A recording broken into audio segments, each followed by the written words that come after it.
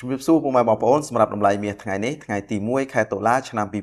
2025សម្រាប់តម្លៃមាសដុំមាសគីឡូទីផ្សារអន្តរជាតិថ្ងៃនេះមានតម្លៃ$3,861ក្នុង1អោន$124,145ក្នុង1គីឡូក្រាម$4,692ក្នុង1តម្លឹង$469ក្នុង1ជីបាទនេះគឺជាតម្លៃមាសនៅលើទីផ្សារអន្តរជាតិសម្រាប់ថ្ងៃទី1ខែតុលាឆ្នាំ2025បាទអរគុណច្រើនចំពោះការទស្សនាវីដេអូមួយនេះជួបគ្នានៅវីដេអូក្រោយបន្តទៀត